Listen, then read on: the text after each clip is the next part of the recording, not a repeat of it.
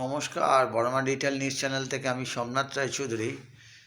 গতকাল একটা দিয়েছিলাম, এই ভালোবাসা সম্বন্ধে দিয়েছিলাম যে ভালোবাসা কাকে বলে, ভালোবাসা কীরকম হওয়া উচিত। তা সেটা দেখে আমার একটা রিপারকিশন খুব ভালো লেগেছে। সে বলছে যে সে আমার সাথে এগ্রি, বাট সে এই বিষয়টা ক্লিয়ার করছে যে পকেটে দম না থাকলে ভালোবাসা আর সোর্স অফ ইনকাম ঠিকমতো না থাকলে ভালোবাসার কোনো মূল্য নেই। হ্যাঁ, তো কথাটা অ্যাকচুয়াল ঠিক, কিন্তু আরেক দিক দিয়ে আমি জাস্ট বলেছি ভালোবাসাটা পয়সা দিয়ে হয় না, ভালোবাসাটা হয় মন দিয়ে। মনটাকে তুমি কত কাছে আনলে আর কত দূরে নিয়ে গেলে তার উপরে ভালোবাসা নির্ভর করে। আমি একটা ভালোবাসা দেখাবো, জাস্ট আমি ইয়েটা কনফার্ম করতে পারিনি, এখনও ডেটটা কনফার্ম করতে পারিনি। ডেটটা যেদিনকে কনফার্ম হবে আমি সেদিনকে দেখাবো যে ভালোবাসাটা কী জিনিস। কে বলেছে? আমি বলেছি একবারও যে বিয়ে করতে হবে। Marriage is nothing but a legal prostitution, William Shakespeare বলেছিলেন।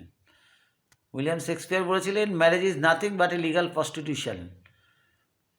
ম্যারেজের সাথে ভালোবাসার কোনো সম্পর্ক নেই। ম্যারেজ একটা আলাদা জিনিস আর ভালোবাসা একটা আলাদা জিনিস। আমি অনেক ব্যক্তি আছে যারা ম্যারিড বাট তারা ভালোবাসছে। সে পতিতা গৃহেও যে পতিতা আছে তার সাথেও ভালোবাসা হয়েছে, তার সাথেও ভালোবেসে তাকে আলাদা ঘর দিয়েছে, সংসার দিয়েছে। এরকম ব্যক্তিত্বও আছে, আমি তাদেরকে সম্মান জানাই। শরৎচন্দ্র চট্টোপাধ্যায়ের দেবদাস ওই শাহরুখ খান আর মাধুরী দীক্ষিত আর ওই ঐশ্বর্য রায়ের দেবদাস দেখলে পরে দেবদাস বোঝা যাবে না। দেবদাস বুঝতে গেলে দেবদাস পড়তে হবে। শরৎ রচনাবলীতে দেবদাস যেখানে আছে সেই যে দেবদাস পড়তে হবে। মনে হয় দ্বিতীয় না তৃতীয় খণ্ডে আছে, 5টা খণ্ড আছে, 5টা খণ্ডের তৃতীয় খণ্ডে দেবদাস আছে মনে হয়। আমি অনেক দিন চর্চা করিনি, আমি জানি না, ভুলে গেছি। তা দেবদাস পড়তে হবে, দেবদাস জানতে হবে। মিঠুন চক্রবর্তীর একটা সিনেমা আছে চাকা, সেটা দেখতে হবে। ভালোবাসা কী সেখানে বলা আছে। ভালোবাসা অর্থ দিয়ে হয় না, রবীন্দ্রনাথ কী বলেছে? ভালোবেসে সখী নিভৃত যতনে তোমার আমার নামটি লিখো তোমার মনেরও মন্দিরে। মনের মন্দিরে নামটা লিখে রেখো সখী। সেখান থেকে ভালোবাসার উৎপত্তি হয়, ভালোবাসা জন্মলাভ করে। সখী ভালোবাসা কারে কয়, সে কি কে বলি যাতনাময়। হ্যাঁ, তো ভালোবাসতে জানতে হবে, ভালোবাসা শিখতে হবে। ভালোবাসা একটা আর্ট, একটা শিল্প। ভালোবাসো, লাভ ফর এভার,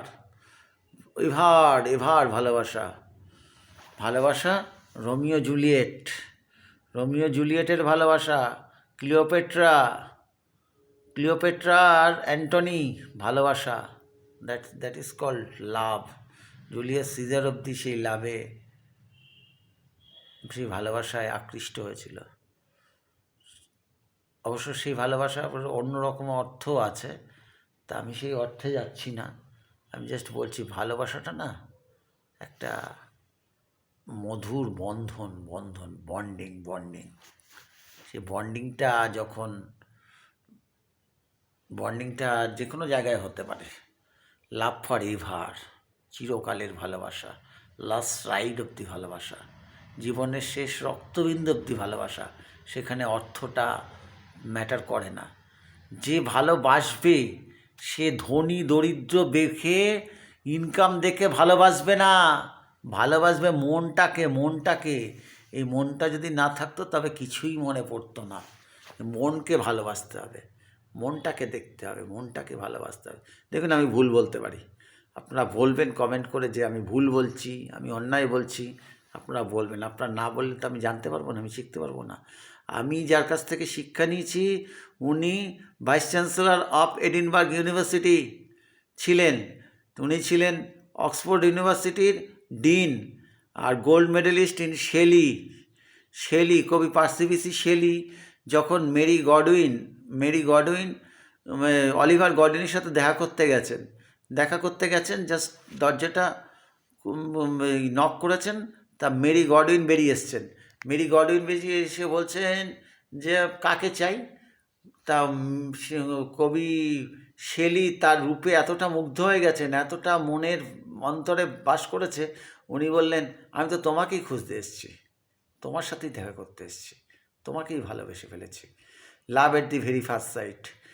তারপরে তিনি পরে মেরি শেলি হলেন এবং তিনি তার বিখ্যাত উপন্যাস, সারা জীবনে একটাই উপন্যাস লিখেছিলেন, সেটা হচ্ছে ফ্র্যাঙ্কেনস্টাইন।